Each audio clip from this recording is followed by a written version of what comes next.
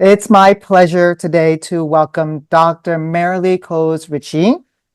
We'll have her on the podcast to talk about centering multilingual learners, an essential how-to guide for secondary teachers. You had me at how-to and secondary. So, Dr.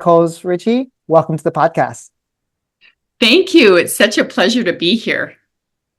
Well, it's an honor for any time I have someone writing a book about multilingual learners. I'm like, yes, because I need to learn. If it's not for anyone else, it's just me to figure out how can I be a better teacher. And it is so great for me too, because anytime I can talk with people who care about this issue is great. I'm so willing to share and to also learn from others. Well, you have an audience of eager listeners who really care, or they're looking for practical strategies and approaches to working with multilingual learners, and that's why I have you on. Can you please share a story about teaching that has influenced your practice to this day? Absolutely. So when I started out, I got a degree in elementary education, and I taught for a couple years, and then I went on to get a master's in teaching English to speakers of other languages.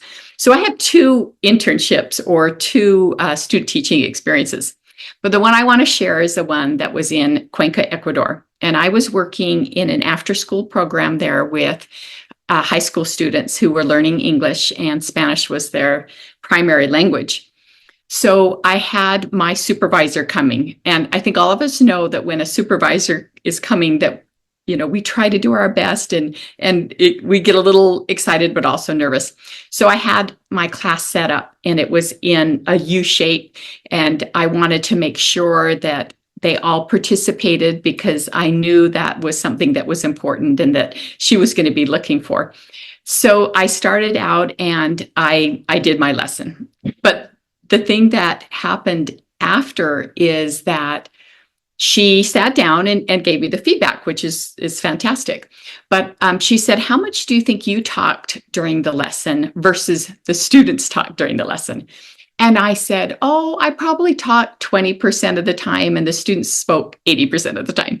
And she said, "No." She said, "You spoke about 60% of the time and they spoke about 40%.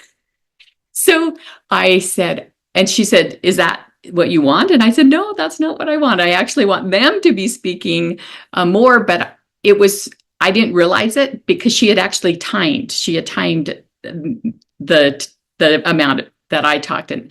So then after that, I made it just really a big part of my lesson planning up until college students, high school, elementary, that I would be the facilitator and I would speak less and they would speak more. So I have an exercise that I do with my aspiring teachers now where I have them teach in the class and I have them record themselves, and then they have to take their minutes, how much they talk, how much the students talk, just to enlighten, because sometimes we don't realize how much we're talking and that we're not turning it over to them to be the active participants. Do you have a strategy how does that look like in your classroom? When you, besides just timing yourself, Mm-hmm. is there a protocol you use to get students to talk more? Oh, yes, a variety of things. So when I ask a question, I usually do a think, pair, share. And that's something that I think a lot of us have implemented, but I think it's such an easy, underused strategy that will help them to be able to speak without feeling a lot of pressure because they've already talked to their neighbor first. So I tell them, I want you to think about it, talk to your neighbor, and then I'm going to call on a few of you. And I might even say, what did your partner say? Rather than what did you say? So you're going to be ready to go. And then I can call on a few people that maybe don't raise their hand right away. And then I have a lot of strategies with just getting them into groups. I'll do groups that are like homogeneous groups. I'll do heterogeneous groups, but I will plan it ahead of time. And I do say that one of my really important strategies that I tell my soon-to-be teachers and that I use myself is don't ever say, just get into groups. I always plan the groups, that ahead of time that these should be together for all kinds of different reasons. It could be their personalities, it could be their knowledge of the subject, it could be their language ability. And so that somebody isn't in the room when I say get into groups and looking around saying, who's going to pick me? And feeling that extra anxiety and stress. So instead, the teacher already has a plan. Here's your groups, here's you're going to be with, and go ahead and move into them. Yeah, I think when I hear teachers or in my classes, when they go find a partner, and then the kid who's like the least liked kid in the group, or the kid who Yeah. has the least, like, doesn't have a friend in that group, Yeah. it's just really awkward. But I really Yes. appreciate how you talked about the intentionality of everything, planning ahead, not just hoping something will happen, but you plan for what you want to see happen. Mhm. Let's talk about your book now. Every book has a seed. What was the seed for this book? Thank you so much for this question. I really love that. And I think that's absolutely true. I, as a university education professor, go into a lot of different classrooms, and I'm often there to observe student teachers, but I also go just to learn from teachers what's happening in the field. And I bring my students to courses where there are students that are at the WIDA level 1 or 2, or the very beginning stages of language development, so that they can observe and then practice teaching. One thing I observe, especially in content area classes such as social studies or math or science, is that those content area teachers, even if they have an endorsement in teaching English language development, I think they kind of forget what it's like to be at the very early stages of development. So often I see these newcomers who are at the beginning stages of language development, and in the United States, that would be English. They are just disenfranchised. They're just sitting at the back of the classroom. They don't have the teacher has not given them something specific at their level. They're not using, the zone of proximal development, or the ability to just say, okay, what could they do and how could I bring them into the classroom? And instead, they give them a meaningless kind of a task, or they just ignore them. So they're often just isolated, sometimes even with their head down. And I've seen that way too much. So I thought, what could I do to speak to these teachers, the English language development teachers? Yes, they can get something from this book, but I'm really speaking to those content area teachers who have a handful or maybe even half their class multilingual learners. How can they incorporate them more? What are some specific strategies and ideas that they can use that they can continue to engage their mainstream English speakers, but then these also multilingual learners are also incorporated in the classroom in meaningful ways, and they're all interacting together. So that's my main target audience, is these content area teachers. So you're bringing another version of SIOP, or you're implementing the principles of SIOP and sheltered instruction to say, content teachers, please don't shift responsibilities to your MLD teachers or your ELD teachers. You are responsible as well. Don't, what do they call it? Offshore? Not offshore, but third party, the responsibility, or when you outsource. Yes. They often outsource the responsibility, like, you go take them and fix them. And when the ELD teacher is not in the room, the kid Right. is like ignored or lost. And that's not their fault. It's just they're not yet fully equipped with all the strategies. And that's why we have people like you on to share the strategies and the principles, which you actually have laid out. Let's spend the rest of the podcast walking through each of the principles that you've outlined. Let me just read them out loud for you. For the listeners, there's critically conscious classroom, fostering connection to the community. It's setting a context for content, collaboration with content, and then choice and assessment. Let's go through each of them, and please share what they are, and then strategies for implementation. So what is a critically conscious classroom?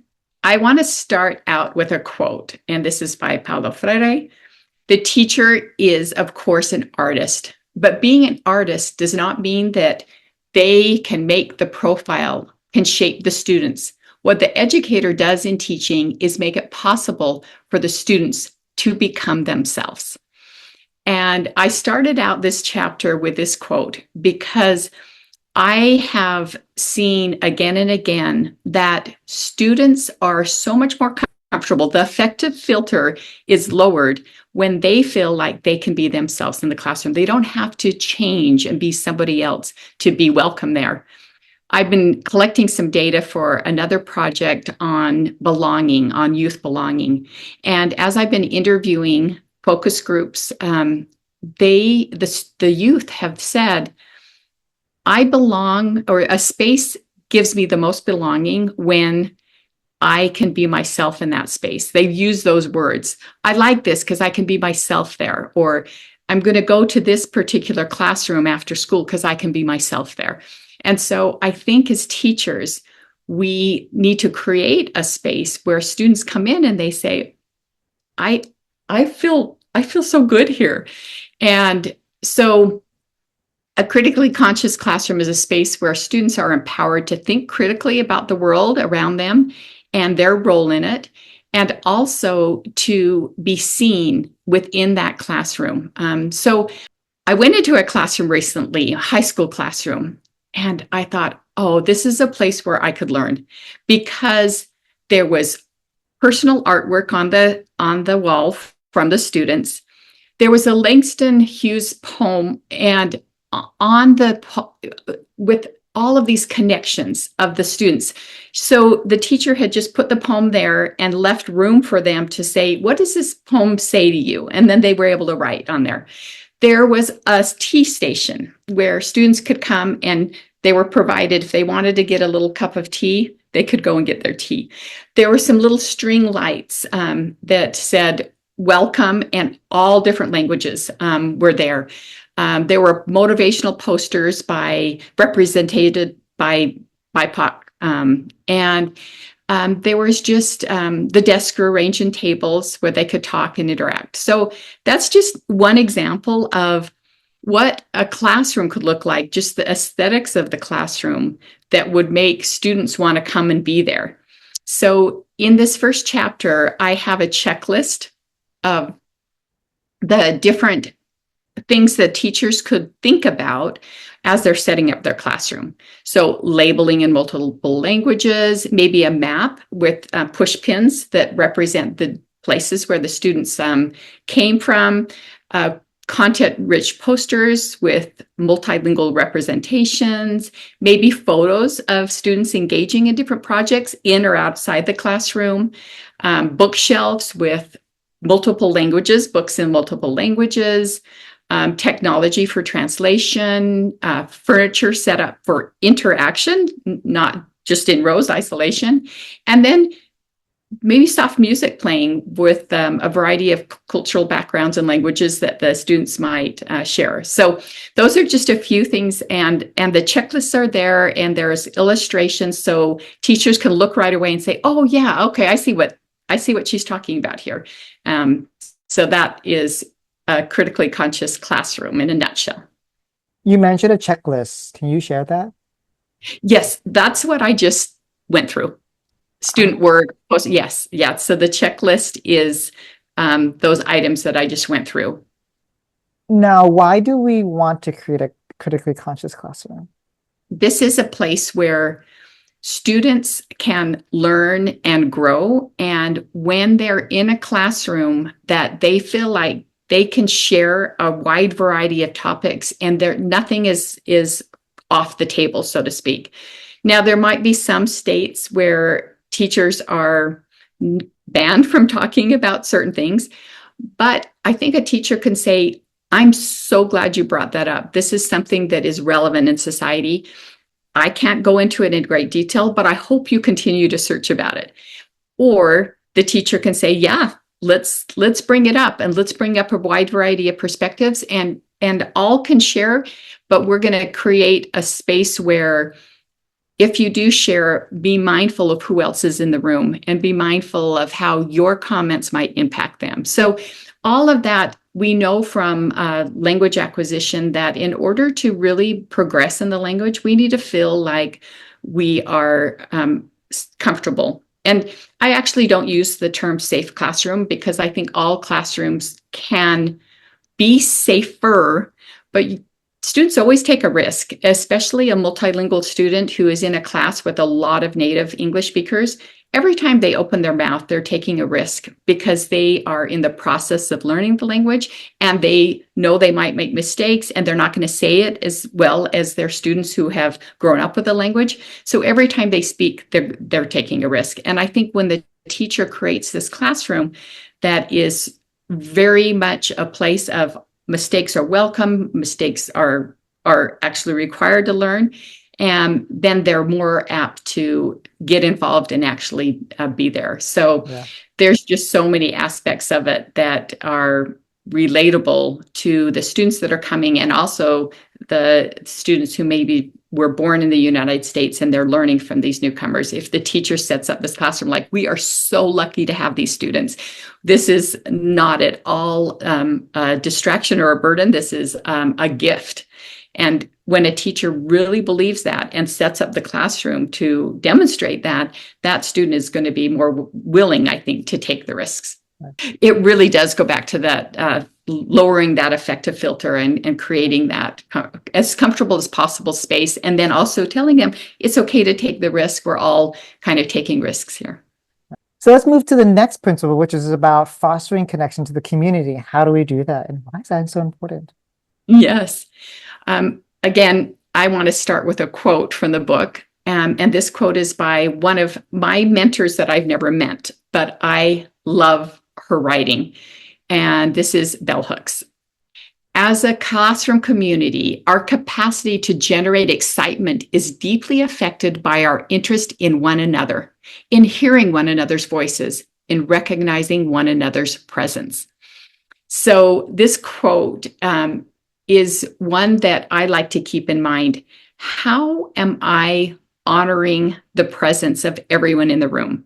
How am I understanding where they're coming from, what their ideas are, what their aspirations are? And I found that I connect really well when sometimes it's outside of the classroom, right?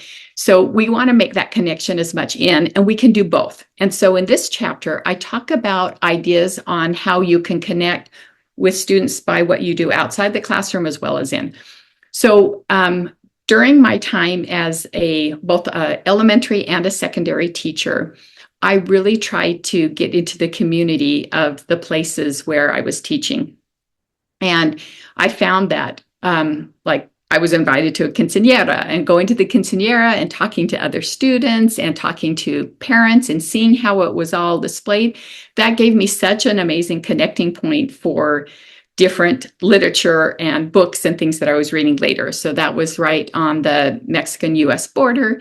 And it was a time that I could say, given this is such an important coming of age ceremony with almost all of my students, what am I going to do when I'm teaching, for example, Romeo and Juliet, and they're talking about coming of age in that story, and how can I connect it to what they're doing in their own communities, things like that.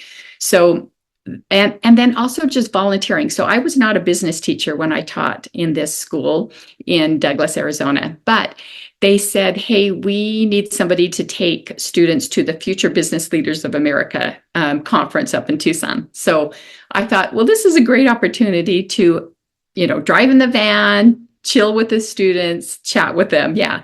So then when I went and did that, I got to ask them questions about, what is it like for you living on this border town? What are some of the struggles that you face and that others face? And the students were much more open to share with me about, students and the difficulty of crossing the border and some of the fear that's involved with when they are in the United States side, and, how long they'd be able to stay here, and that they have relatives on both sides. And, it makes it a little bit difficult when they can't just go easily.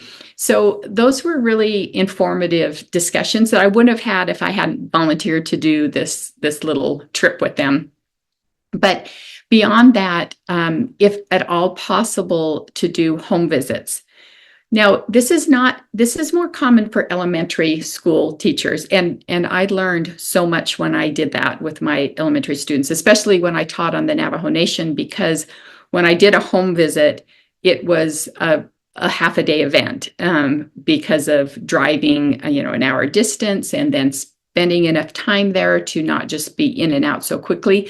But those home visits were not for me to say what the school was doing, but for them to tell me what was their life like and what did their particular child excel in.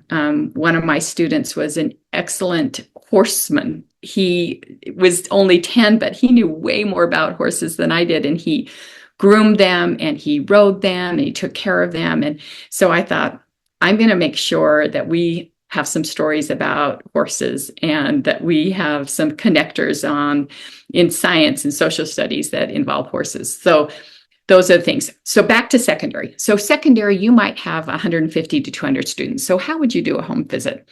Well, even if you chose 4 or 5 students from the community and went and visited with them, that would work. Or you can go to their games. Are they involved in soccer or are they in the orchestra? You can show up to those and then have opportunities to talk to parents there. Or go to the local market that is nearest to the school where you teach. It could be owned by newcomers to the country. It could be restaurants. You could ask, hey, where do your parents work and what do they do? And if they do own businesses, go and shop there. So those can be just very short but meaningful conversations that help you to get to know the community. So those are a little bit more outside. But inside, I like to do something called an expanded home language survey. So in the United States, by law, everybody has to fill out a home language survey that shows their primary language and other languages they speak. And sometimes you have access to that readily and other times you don't. But the one I give the students and have my students develop talks about where do they use their language and in what settings. So they might always speak, for example, they might always speak Dene or Navajo to their grandma, but they might never speak that to their peers or their brothers and sisters. So we find that a lot. Or they might always watch TV in English, but when they read in Farsi, for example. So it's really important to know when are they using the language and in what settings, and where are there some gaps that I could fill, in the classroom, or it just gives that expanded knowledge of what languages and do they speak more than one language at home, which is the case sometimes. So I like this expanded. In the book, there's an example of that you can use. I've created this book so the pages, one whole page is a worksheet that you could even just copy that exactly. If you like how I've done it, you can just copy it, or you can use it as a model to create your own that way. So there's a number of examples like that are just ready to go. And so that's one thing. Another idea you can do is story circles. And the idea of sharing a short story that represents who you are. And this takes a little bit of time at the beginning of a classroom, but I've had high school teachers say that when they do this, when they take their first 2 sessions to just share stories with one another, that makes a huge difference in their classroom going on forward, because the students respect each other in a way that they wouldn't otherwise. So what we do is we sit in a big circle, and I tell them these need to be kind of short stories because depending on the size of class, but share a short story. It could be a story about how you got to class today. It could be a story from your childhood. It could be a story about something you care about. And the main point is that we get to know you a little bit better by telling this story. And then each student gets to say it. If you have a brand new language learner who is just starting out, then I would definitely allow them to share their story in their home language and do some translation for that story. And so we have a lot of ability to do translation like we haven't ever before. And so that is definitely a possibility because you want them to be able to share the story in the most meaningful way possible. And so Gregory Kahate, who is an Indigenous scholar and educator, has said that stories reflect aspects of the way the human mind organizes and remembers information. At a deeper level, they reflect the topography and the language of the human spirit. What a beautiful quote, and one that is practiced so much in many Indigenous communities. And I think that we can learn from them and practice that more in our classrooms, that sometimes to just dive in right to the academics without really knowing what our students know and care about is a disservice to creating a space where you can continue to interact and learn in meaningful ways. So those are a few examples. And then I share about using identity concept maps, about having students answer questions about their own funds of knowledge, what they learned from their community, from their own life experiences, and things like that. So there are, I think, another 4 or 5 different examples in the book of how you can create community within your classroom. So many examples. Thank you for making it practical, giving us a list of things we could do. I wanted to know, how can content teachers, this book is for content teachers in the secondary setting, how can they create community connected to their content? Yes, I would make when I had them do the story, I might say, so let's say if you're in a biology classroom, I want you to tell a story about yourself, and I want you to connect it to something that has to do with biology. And so then they can tell their story, and it's their personal story, and it's connected to one of the aspects of biology. And if they were brand new in the course, then I would spend some time saying, what is biology, and what does it mean, and what do people who are biologists do? And, there's animal biology and human biology and plant biology, and you could go through a bunch of different things, but to give them a little bit of a starting point. But then I would say, okay, so now that you know just a little bit of this, let's do story that connects with that. So that's just on that story example. But I think with any single content area, I would even say, hey, we're starting this unit on, let's say, U.S. history. And whatever content that it is, the standard it is, I'd love for you to go home and look up, what does somebody from your community say about this time period, or what was going on in your home country during this time period? Look up, 1896, and say what was happening in your area of the world, and bring it in.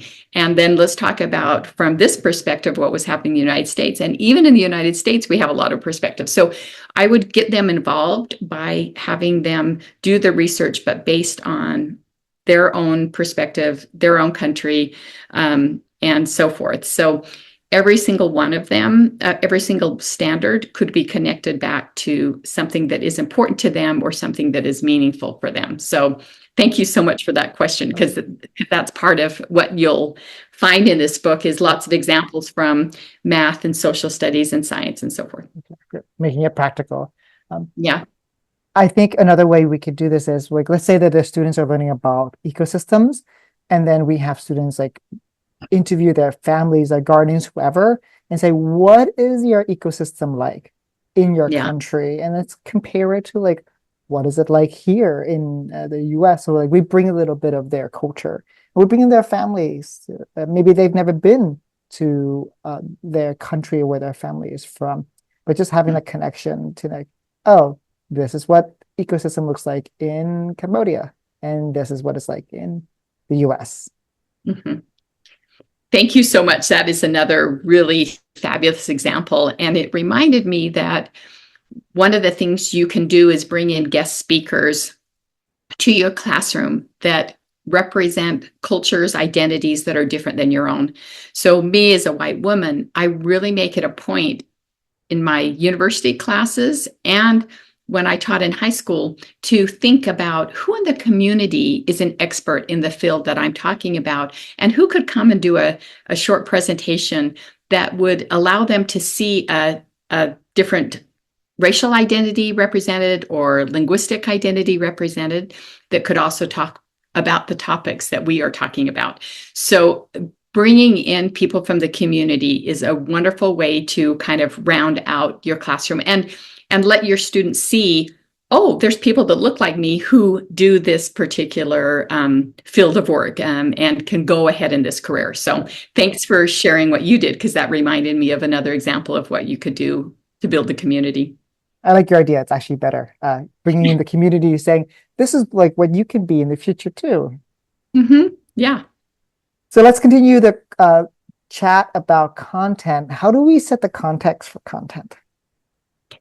So this is really comprehensible input, and beyond. So anytime a teacher just stands and lectures to the classroom, not only are your multilingual learners going to be lost really quickly, but you're also going to lose your native English speakers, because people need visuals, they need graphics, they need context to be able to understand what is happening. And it's going to be way more interesting and engaging if you can do that. And I think sometimes teachers get overwhelmed and think they have to do it all themselves. And they don't. They can get their students to create the visual material that the classroom needs. So I have a quick little story. This is a tea story. So in this story, the sage, so to speak, is there, and I want you to think about the sage to be your students. So often we don't think of our students as experts, but I like to think of our students as coming with a lot of cultural knowledge, a lot of knowledge about what happens in community. They have a lot of knowledge about what happens on the internet that I'm not aware of, TikTok and social media, and they're learning all of these things that I don't know. So there they are. And we as the teachers want to learn from our students. A lot of us say, yes, we need to learn from our students. We want to center their knowledge. So in this story, the student is there and the teacher's coming, okay, I want to learn from you, student. And but the teachers talk, right? They're just lecturing and I want to tell you about this that I know. And I want to tell you about, in the book, you've got to read this. And then I want to say, but don't forget about this. And they're talking. So the student's over there. So the student gets bored, right? So they start pouring the tea. And pretty soon the tea is going over the cup and going on. And this teacher all of a sudden says, oh, wait, what's happening? Like, you're spilling tea all over. And then the students say, you said you wanted to learn from me, but you're talking all the time and you're filled up with yourself. So I love that, because I think we as teachers forget, just like I said at the beginning when I was explaining about how I was observed and I was talking a lot more than I thought I was. And so this is kind of like reversing the roles a little bit, but I'd like for us as teachers, think about, is that tea overflowing because we are not stopping to actually engage together and enjoy the tea together? We're just, filling it up with our words and not saying, how am I engaging and connecting with the students? So in this chapter, I have actually this checklist. And it's a checklist for teachers. So and you can just, if you're doing like a professional development and you're working with, because maybe you're the English language development teacher, because our content teachers might not come to this podcast to listen, but our English language development teachers are. So in this, you have a checklist that you can give the teachers, and it's called scaffolds. And so we know that if we scaffold the material, that we're more able to help the child connect to the content. So if you're a content teacher, actually your first goal is, how can I help these students understand the content, regardless of language, right? We have a law in the United States that says that they need to do that, but often they say, here's the assignment I'm giving, and they don't do any kind of adjustment for it. So on this list, they say, oh, I know how to do the scaffold well. The teachers can check, yes, I know how to do the scaffold well. I kind of know, but I need to know more, or I have no idea how to do this. And so one of the things on this list is translanguaging. So the teacher can say, I know nothing about translanguage. I know a little bit, or, oh, I use translanguaging all the time. So if you're running that professional development, then you can say, well, let's dive into this. Let me explain a little bit more about what translanguaging is and what you could do. So one example is, say your students, you've got a lot of good things going. You've got them in groups, and you're having them study different aspects of, let's say you're looking at U.S. history, and you want to make sure that all of these different aspects are being addressed. So you have them in groups to do a little bit of research. Well, one of your groups, if the student is new to the language and they speak Farsi, then they can say, you can look up all of this, and you can change on the computer, you can change English to Farsi and see what material you can gain in your language. And oh, good, I'm learning this. Oh, that makes sense. And then come to your group and say, this is what I've learned. And then you can start to piece together the English, and they can present in English, but they've gotten all the material in the language they're most comfortable with, because they're learning new content and they have language that they're trying to understand in an academic class that is everyone's learning new language in that. So this is just one example that you can do, and it doesn't interrupt your class. Everybody's busy, looking up their things on the computer. There's no reason that you can't encourage your student to look up the information in their home language, even if you don't speak it. Another thing would be graphic organizers. So do they use them? Do they know how? Could they use them better, right?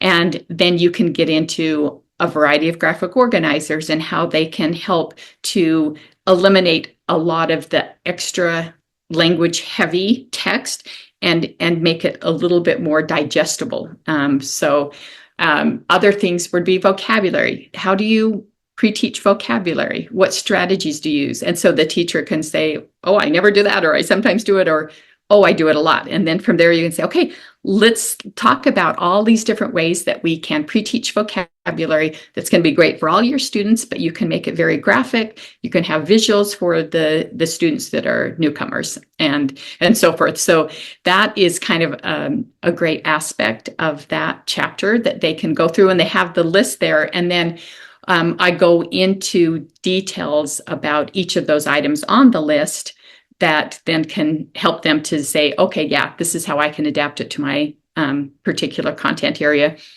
I had a teacher who bought my book, and she was actually a former student of mine, and is in her third year of teaching in a very diverse high school in Salt Lake City.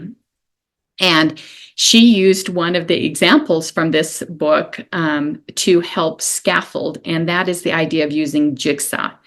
And so in the jigsaw, you can give every student a part of the puzzle of the whole article or whatever you want them to read.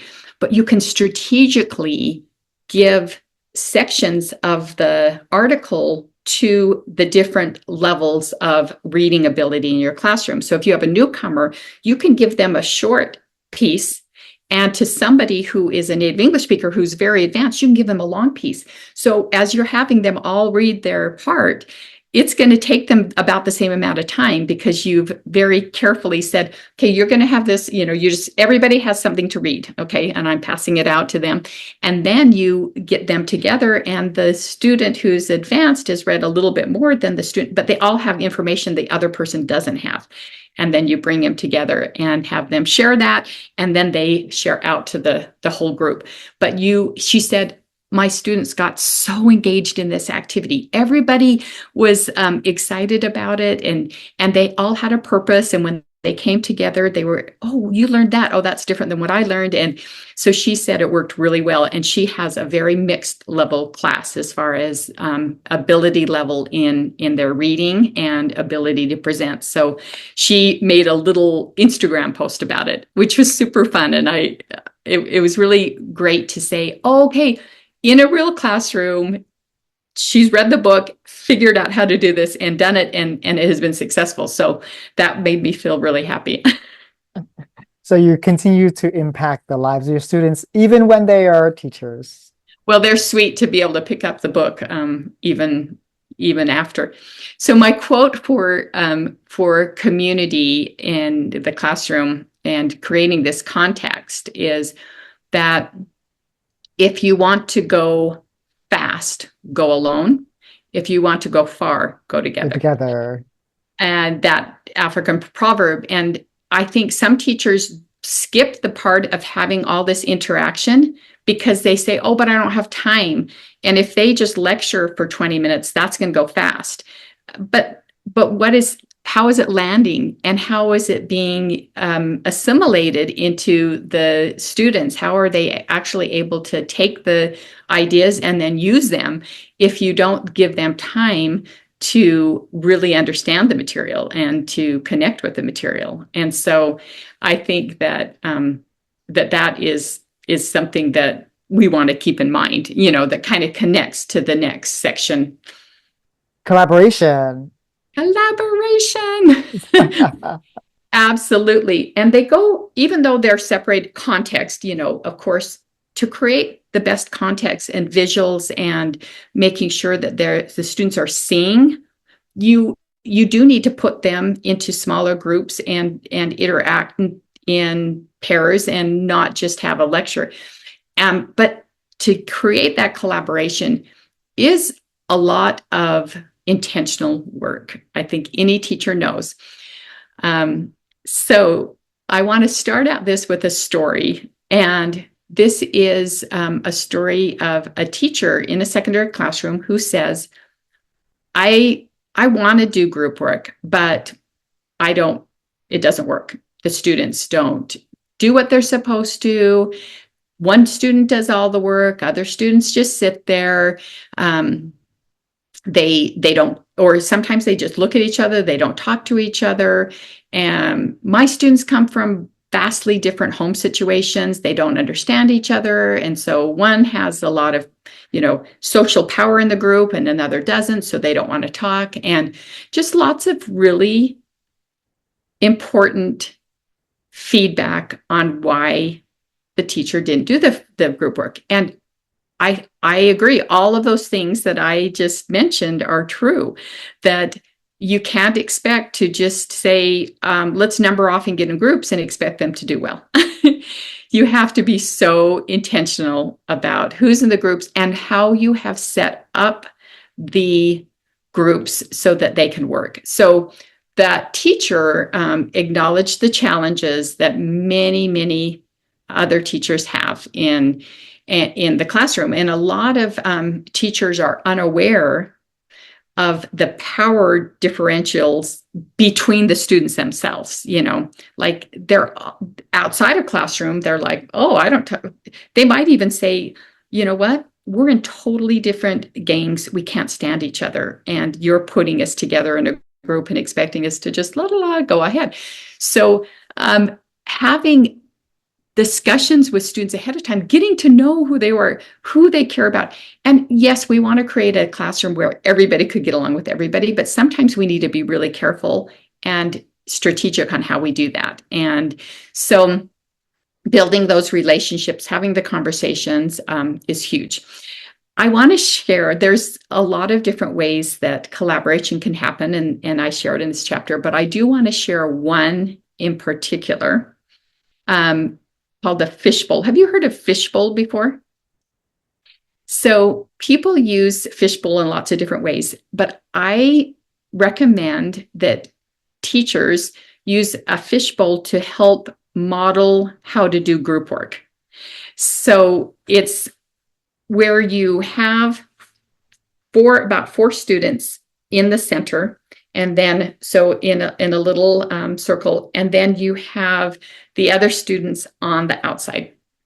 And what you tell the four in the center is ahead of time, you tell them, you're going to be our little model group work. And I'm going to give you a task to do, and you're going to do it and talk, and you're each going to have your role. And the ones on the outside are going to watch you, right? And I don't want it to be perfect. I want you to act as if maybe a group you've been in the past has been, and where maybe one talks too much and the other says, hey, Carla, you're speaking quite a bit. What about, Frederico? Maybe he needs to say something, maybe Tan hasn't said anything, maybe bring, him in.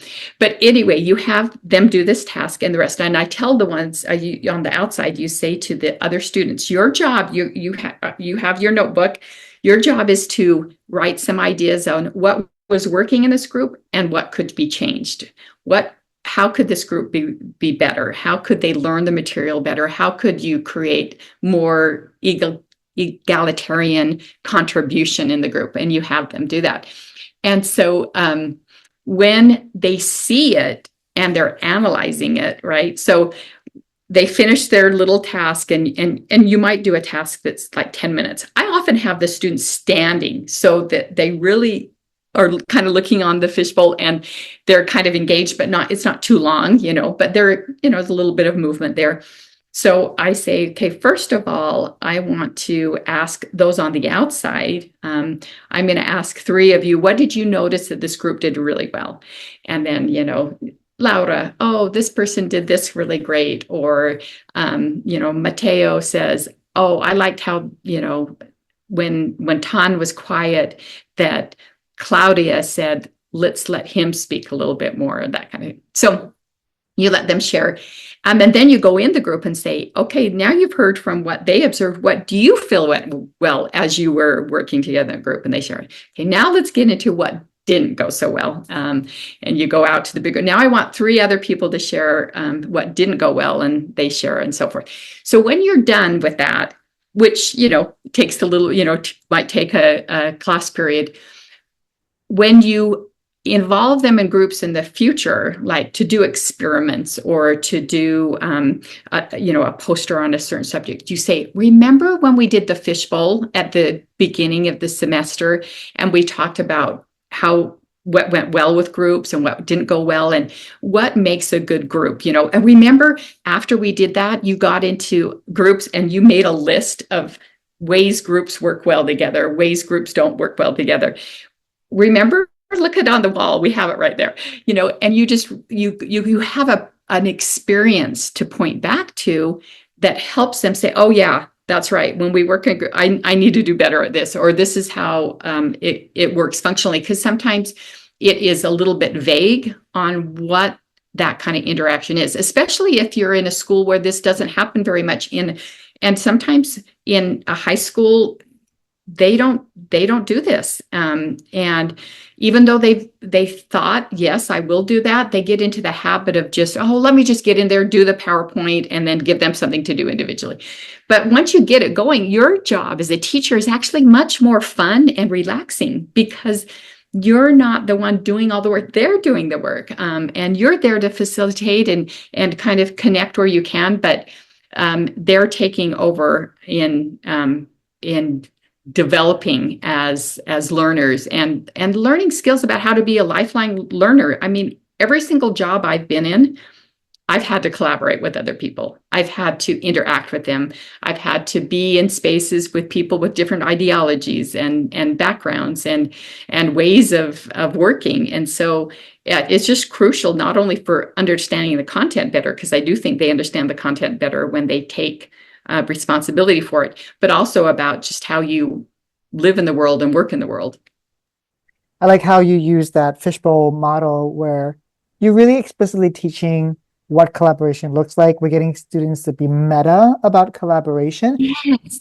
It's kind of like the Y chart where I've seen in elementary school where they say what it feels like, what it looks like, what it sounds like, but you're really having students do that. I've even seen it where students do it the wrong way intentionally, and then reverse it, like, what does it look like to do it intentionally well? And so students have a lot of fun with like being crazy off the wall, but then they're like, now do it the right way. Show us what that looks like. Yeah. Absolutely. I really appreciate that idea. Yeah, thinking about the thinking and so forth. So, Let's end our podcast with this last principle about creating assessment, which is huge in secondary school settings.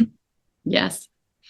So the main point here is that we want to provide choice in assessment. Not every student has to show what they know in the very same way. And the quote I have is from Margot Gottlieb. I think you interviewed Margot Gottlieb at one point. She says, classroom assessment can stimulate multilingual learner engagement and represent the interplay between content and language as a means of advancing student learning. So, wow, it kind of pulls together what we've been talking about here. Having access to the content, making that comprehensible, creating the context for the content, and then collaboration, engagement, the interplay between that content and language. And so one of the ways to do that is to make sure that you are understanding your level of the multilingual learner. You need to know, what are they capable of at this particular stage of development? You can't tell them, write a 3-page essay when they're at level 1 and 2. Like, what you can do at that stage is write some words and connect them and maybe fill out a graphic organizer. You can't expect them to do something where it's not in their zone of proximal development. So because of that, but you can still say, do they understand the concept? By having them do some kind of show of display, where it might even be a kinesthetic, where you're having them categorize, which is a cell and which isn't a cell, and here's some pictures and let's put them in order. Like, there's so many things, but it takes just a little bit of creativity to decide what those choices should be. So I wanted to start with this example. This is a short film that maybe you've seen. It's called Immersion. Have you ever seen that short film? Okay, good. So I don't know if it's possible to link it here, but if you can link it, because it is free and available. That is a perfect example of a young child who is a beginning English language learner, speaks Spanish well, and is very adept at math. And he comes to the school and they're having this math test, and he knows math so well. You can see him filling out his workbook. But when it comes to the story problems, he's lost because it's not translated into his language. And everybody knows he's good at math, but the test doesn't show it. And that one there's so many things that we can analyze about that film, and what the teacher, because it's fiction, we can really go after the teacher and say, hey, you could have done this or you could have done that. And also the administrators, but it's a systemic problem. It is beyond, like, you can do a lot in the classroom, but it's a systemic problem when you're saying this test that doesn't really test the content, but is testing your language around the content, is not fair. But at least in your classroom, you can create assessments that involve choice and can represent what they know. And so I think scaffolding those assessments is what you need to do, just like you would scaffold for having them understand the content. And I'm going to give you a couple of examples. So let's say that you are in a secondary math class, and you're teaching linear functions. So for your students, you could say option 1 is, in pairs or small groups, you can create an infographic on the computer that represents linear function. So that would be the first choice. Second choice, you could individually, a student could create a brief PowerPoint presentation describing the different forms of linear functions. Bonus points for sharing terms in another language. And that's something that they, if the student, they were the only student that spoke a particular language, they could say, okay, this is something they could do. 3, in pairs, create a chart drawing freeform the forms of linear function. So all 3 of those get at understanding linear function. They're graphic. They take a lot of higher order thinking to be able to do it. But no matter the language level, they're able to meet the needs, they can do it. So that's an example of what you could do. Everybody's on the subject. You're doing the same standard, but they're just displaying it in different ways. Let me give you one more example for a science classroom. So in this one, the students are learning new vocabulary words on climate change. So you have provided them a list of about 12 new words. So the option one could be small groups relate a concept map with words that are grouped together and related. Option two, they could create their own flashcards with the words. So they could write the word, new word, and on the back they can draw a little picture of what it is, and then they can practice those. So the third option could be that they are creating a little, they're doing pantomime of the word. They're creating some kind of a little visual through using their arms and bodies to represent the word and have the students guess. So you can see how different strengths, and also just what they're comfortable with, their different personalities they're comfortable with, and you're still getting at the same particular content. So again, there's a bunch of other examples in this chapter on different choices that work and involve, could be translanguaging, could be graphic displays, as well as written displays, depending on the level of the students. So that is that section on choice in assessment. It makes it so much more fun as a teacher too, when you're giving feedback to these, because you're not just getting everybody the same thing. Yeah, 150 of like essays about this one topic. Yes. Right. It reminds me of Carolyn Thomason's work of differentiating the content, the process of the product. So Absolutely. Let's end the podcast. This has been very informational. You have an informative and practical. Like, you've given us so many ways of, like, every single principle. There's one thing that we could take away and then try and implement. And it's been very, very helpful. So thank you, Marilee.